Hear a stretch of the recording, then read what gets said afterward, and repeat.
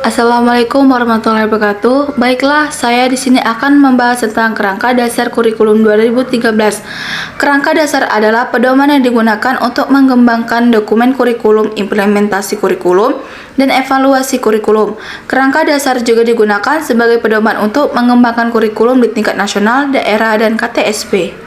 Dari menekankan pada pembentukan karakter manusia yang berdaulat dan sejajar dengan bangsa lain, menjadi perbanyak pengetahuan karena perkembangan teknologi cepat membuat siswa lebih mudah dalam mendapatkan informasi.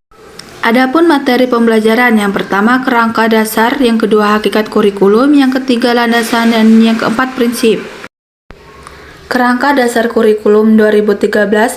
Kerangka dasar adalah pedoman yang digunakan untuk mengembangkan dokumen kurikulum, implementasi kurikulum, dan evaluasi kurikulum.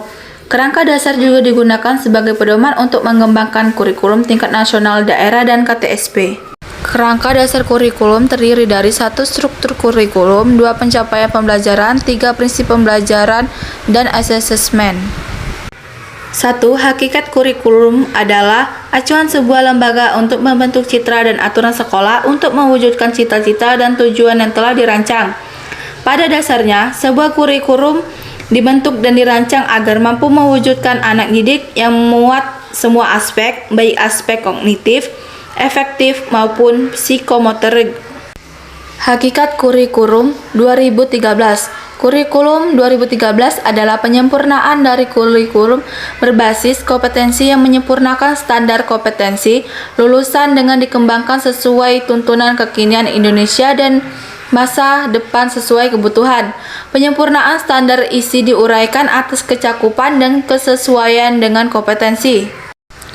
Landasan pengembangan kurikulum. Untuk melakukan pengembangan kurikulum, pihak pengembangan harus berlandaskan pada suatu pedoman yang jelas sehingga kurikulum dapat terarahkan dengan baik. Apabila tidak memiliki landasan, akibatnya akan terjadi pada hasil kurikulum itu tersendiri, yaitu sumber daya manusia tidak dapat terbentuk dengan maksimal. Terdapat 4 landasan yang digunakan dalam pelaksanaannya. 1. Landasan filosofi filsafat atau pandangan hidup dalam dunia pendidikan bertujuan untuk memberikan arah bagi peserta didik dalam belajar. 2. Landasan psikologis. Perilaku merupakan bagian yang tidak dapat dipisahkan dari belajar. Interaksi antar individu akan terjadi dalam lingkungan belajar, yaitu lingkungan fisik dan lingkungan sosial. 3. Landasan sosiologi. Peserta didik merupakan individu sosial yang erat kaitannya dengan interaksi di lingkungan sosial sekitarnya berupa masyarakat. Nilai-nilai yang didapat selama proses belajar mengajar harus sesuai dengan nilai-nilai yang berkembang dalam masyarakat dalam membangun kehidupan. 4. Landasan ilmu pengetahuan dan teknologis. Perkembangan ilmu pengetahuan dan teknologi telah mengalami banyak perubahan dibandingkan dengan waktu pertama kali dikembangkan beberapa abad yang lalu. Prinsip telaah kurikulum adalah prinsip umum pengembangan kurikulum, relevansi, fleksibilitas, kesinambungan, kepraktisan, dan efektivitas.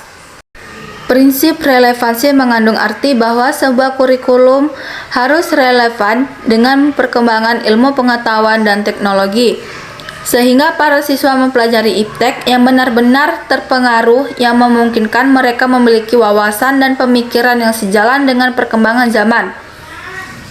Prinsip fleksibilitas artinya bahwa kurikulum itu harus bersifat luas, lentur, dan tidak kaku, terutama dalam hal pelaksanaannya. Dalam pengembangan kurikulum, mengusahakan agar apa yang dihasilkan memiliki sifat luas. 3. Prinsip kesinambungan antara berbagai bidang studi berarti bahwa dalam mengembangkan kurikulum harus mempertimbangkan keterkaitan antara bidang studi yang satu dengan bidang studi yang lainnya. Kurikulum harus mempertimbangkan ruang gerak yang memberikan kebebasan guru dalam mengembangkan program pengajaran. 4. Prinsip kepraktisan bahwa kurikulum anak usia dini harus dapat memberikan kemudahan bagi praktisi dan masyarakat dalam melaksanakan kegiatan pendidikan pada anak usia dini. Biasanya bisa juga disebut efisien. Dengan biaya kegiatan yang murah dapat dilaksanakan dengan mudah kepada anak usia dini. 5. Prinsip efektivitas. Prinsip efektivitas yang ini mengusahakan agar kegiatan pengembangan kurikulum mencapai tujuan tanpa kegiatan yang mubazir, baik secara kualitas maupun kuantitas. Baiklah, sekian dari saya ucapkan terima kasih. Wassalamualaikum warahmatullahi wabarakatuh.